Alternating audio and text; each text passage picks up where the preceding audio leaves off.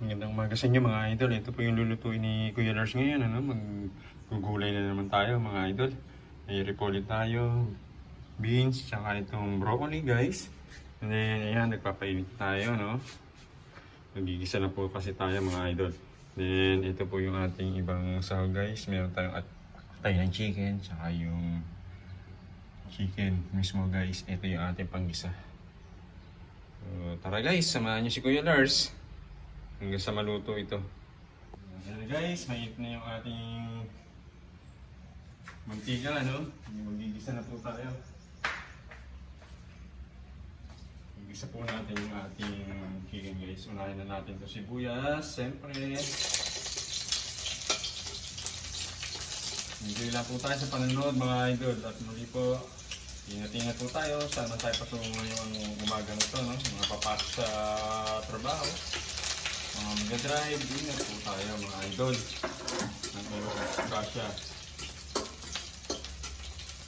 Guys, continuous watching lang po mga idol ha.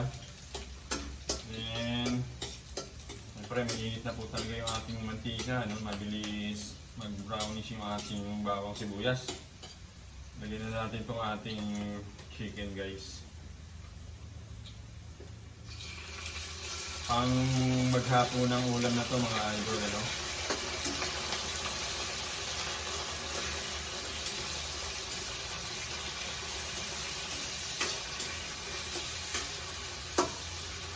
Magdagan na natin mga idol para sarap. Ang lutuan na lang to.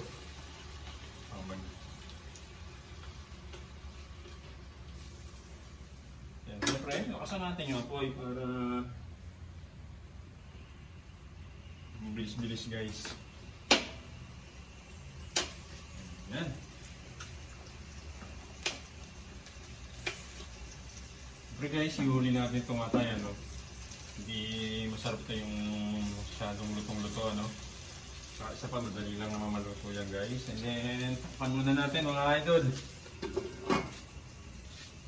Samahan nyo lang po si Kuya Lars sa kanyang cooking show. Thank you. So, yun guys, kumatas na yung ating chicken, ano? Pakuluan na natin. Pwede na natin lagay dito yung mga gulay natin guys. Unahin na natin itong ating beans guys. Yan. Yummy na naman to mga idol. Makakapasarap na naman nakain si Ate Oats ito at si Kuya Lars. Si Ate Oats ang masugid kung tiga-tikim nito, tiga-kakain. Supportive yan kay Kuya Lars.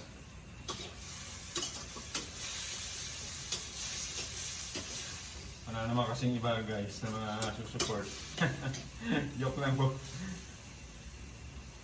Then guys, lagay na natin itong broccoli, no?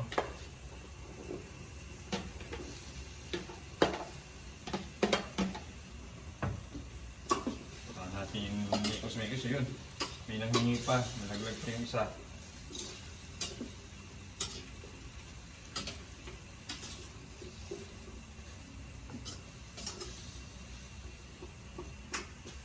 Guys, pre, lagyan natin ng konting water.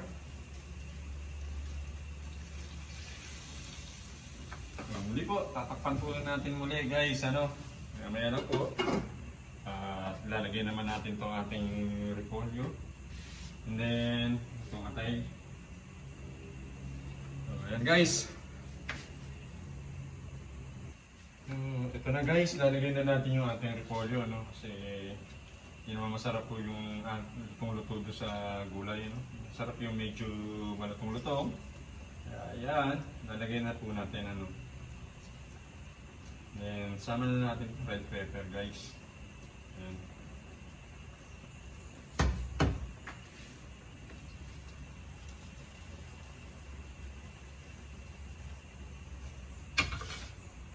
Siyempre pa, tatakpan na naman natin uli mga idol. Maya-maya lang po saglit lang po ito at maluluto na. Nilagyan na rin po natin to ng mga pampalasa, no? Hindi na lang natin ipinakita sa video, no, guys? At siyempre, kanya-kanya tayong pamaraan sa pagluluto. At baka magaya pa ng iba. Joke lang po, mga idol. Hindi, pero talagang niligyan ko na po yun. Siyempre, alam naman natin kung ano yung mga dapat ilagay, ano?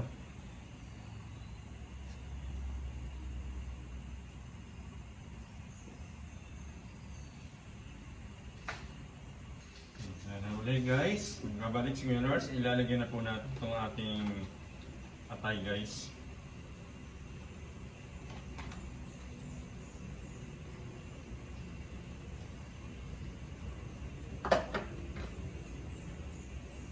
And then, lagyan na rin po natin itong ating pampalapot ng sabaw guys.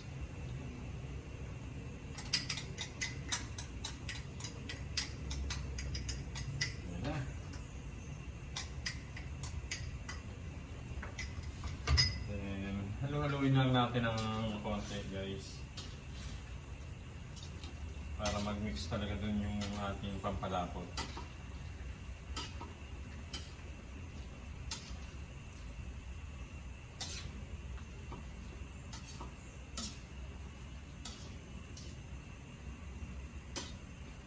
Medyo marami-rami to guys dahil nga pang maghapunan na namin ulam to.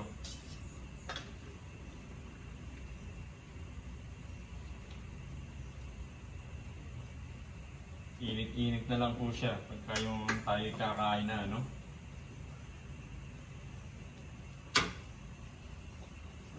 Ayan, tatakpan na natin muli.